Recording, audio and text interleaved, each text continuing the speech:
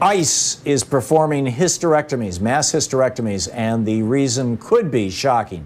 Check this out. Leave your comments, ding the bell, share it with your friends, and subscribe to our channel. Okay, a couple things in the news that I wanted to do a deeper dive into and really get into here and bring into our conversation for the day. The first is something that is very troubling and frankly a very difficult subject. I came across this story yesterday or the day before, and in fact, Sean and I sent a note off to a reporter over at NBC saying, do you want to come on the show and discuss this? It ended up being done on NBC, which is fine. I mean, God bless him. Some really good reporting. And he validated, essentially, it was Jacob Soboroff, validated our, the concern. This whistleblower at one of these concentration camps, one of these FEMA concentration camps, is pointing out that these young women in this camp, this is the Irwin County Detention Center in Georgia. It's operated by a for-profit company, LaSalle Corrections, that these women are being taken to this local doctor, and we now know the name of the local doctor. His name is Dr. Amin, A-M-I-N, who, by the way, was investigated in 2015 for Medicare fraud and paid a $500,000 fine, a civil settlement for Medicare fraud. So this guy is apparently kind of sketchy. But according to the whistleblower complaint, a large number of these women who were being taken there by this private prison corporation that's holding people who simply were trying to flee, rape and murder in Central America to the United States. Now they're in essentially prisons. They were taken and given hysterectomies. Their internal reproductive organs were removed.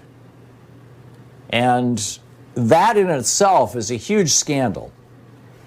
But last night, and in fact last night, Louise and I were watching, Jacob Soboroff's reporting on Rachel Maddow's show, and I was thinking back to some of the work that I had done years ago. And for that matter, some of the guests I've had on this program over the years. One in particular, whose sister was incarcerated, who have talked at length about rape and other forms of sexual violence that occur in prison facilities. And if in one of these hellacious places, you can't get into these places. In many cases, even the lawyers can't get in and see what the facilities are like, or what we don't have pictures of this place. And this is part of the whole privatization thing, is it lets them run in secret. Because they have trade secrets to protect, after all. Just like with your voting machines, you can't see the software. It's a trade secret. You can't see inside these private prisons. But if rape is going on in these prisons, the question that came to mind, and I wasn't going to say anything about it, it just popped into my head, and I thought, oh my God, that's a grim thought. In fact, I shared it with Louise, and she was like, that's a really grim thought. And then just shortly after that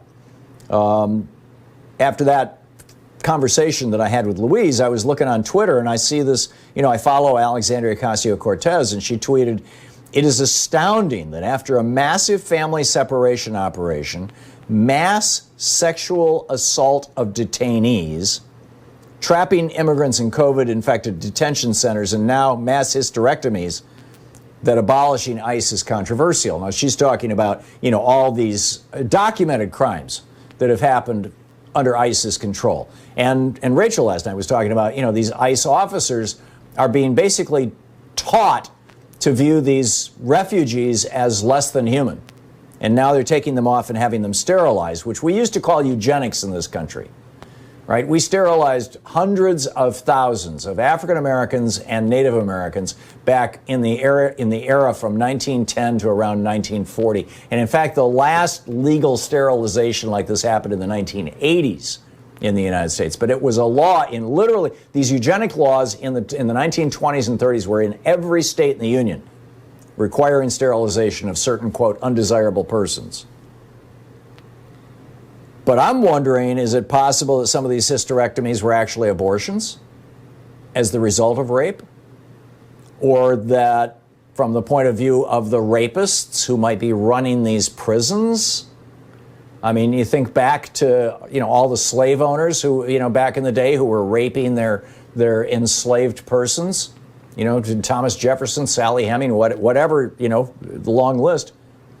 Could it be that by sterilizing them, they know that there's no chance of any DNA evidence of the rape because there won't be a baby produced? I don't know. I'm just. This is how awful this obscene policy of tearing children from their parents, and many of those children are now becoming young women who are of childbearing age, and they're ending up in these facilities and they're being sterilized. This is how obscene this racist practice that was put into place by John Kelly, Stephen Miller, Donald Trump, Mike Pence, and Kirstjen Nielsen is, I think, causing not just me, but a lot of Americans to think this. I mean, do you think I'm crazy? Do you think I've just gone to some dark place that nobody should ever even think of going to?